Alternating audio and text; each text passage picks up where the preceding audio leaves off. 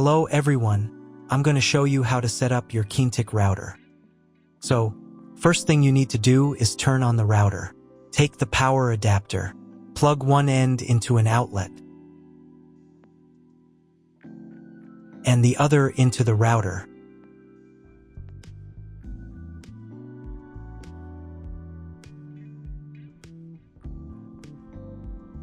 When the router is powered on, the light will turn on. It may take a few minutes for it to completely turn on. Next, connect the cable from your broadband provider or from your modem to a special internet port. This port usually has a different color and labeled as WAN. Each cable should be inserted until it clicks. Now you need to reset the router to the factory settings. Press and hold the reset button on the router for 10 seconds. Until the indicator lights on the router begin to flash. Sometimes this button is located inside the router casing to avoid accidental pressing. In this case, use a thin object to press on it.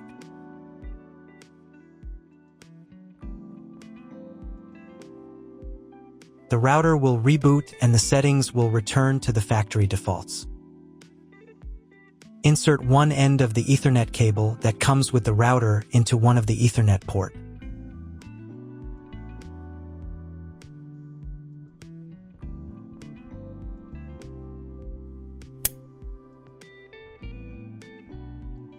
And the other into your computer's Ethernet port. Please wait a few minutes for connection. The router is now connected to your computer. Now you need to set it up. But first, I will show you another method for connecting the router if you do not have an Ethernet cable or your computer does not have an Ethernet port. Connect the router to the power adapter and cable from your internet provider. This will enable Wi-Fi. If the router is new and has never been configured, the Wi-Fi network will have the name of your router. Your router has its own Wi-Fi network name and password printed on a sticker. Connect to it. Great, you've connected to the router. Now let's start setting it up. First, open your web browser and visit the URL you see on the screen. Use the URL bar instead of the search bar. You will see a form with a login and a password. Usually, the login is admin and the password is 1234 or also admin. It should be noted that not everyone will have this step. This mostly applies to older firmware versions. On newer firmware versions, you will immediately see the page where the router setup begins. If these credentials are wrong, then find label on your router. The credentials are often printed on the bottom of the device.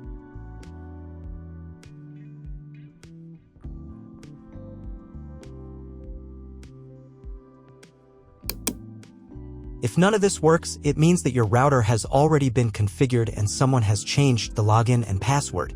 If you can't find out the login credentials, just reset the router to factory settings. And then log into the router's personal cabinet using the standard credentials.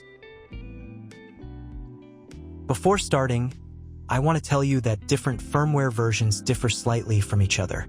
Some setup steps may be placed in a different order. So if your setup process does not match my video exactly, do not worry, keep watching the video, and later I will show what to do. So, on the first page, you need to select the router language. I will leave English. And click this button. On the next page, you need to select your router configuration. If you do not know what to choose, select this option. And click the Next button. Next, without reading the license agreement, click this button. On the next page, do the same.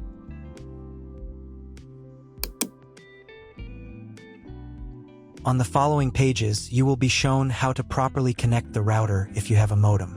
Even if you have a modem, click this button to skip the setup part that we already completed in the first half of the video. Next, you need to choose your online TV option. This information can also be found in your contract with your internet provider. If you do not know what to choose, select this option. It is the most common option. And click the next button. Click the next button again.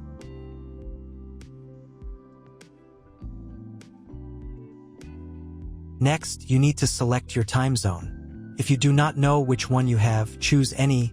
It only affects the router update time. And click the next button. On the next page, the router firmware version will be checked. If a new firmware version is available, click this button. On this page, create a password for logging into the router admin panel. Your username will be admin, and create a password yourself and enter it in this field.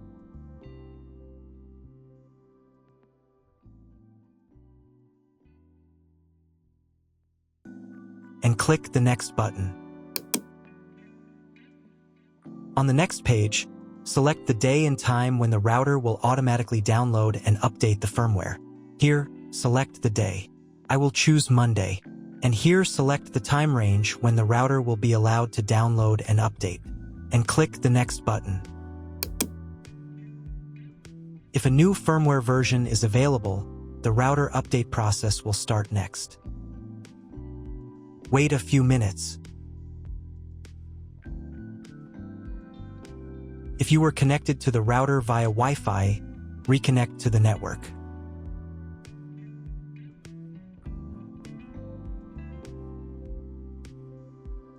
On the next page, you need to set the name and password of your Wi-Fi network.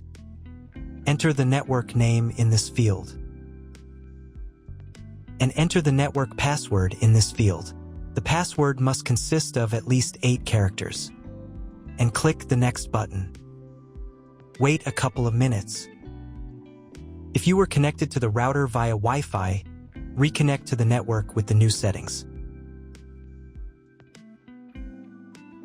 On this page, click the next button.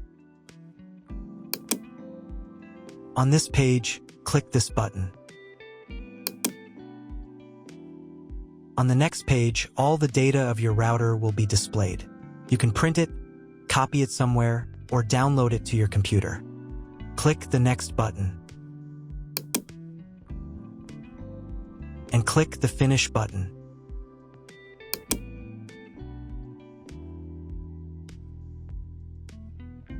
Check the boxes here and click the Affirm button. For the settings to take effect, you need to reboot the router. To do this, in the Management section, click the System Settings menu item. At the end of this page, there will be a System Reboot section. In this section, click the Reboot button and confirm your choice.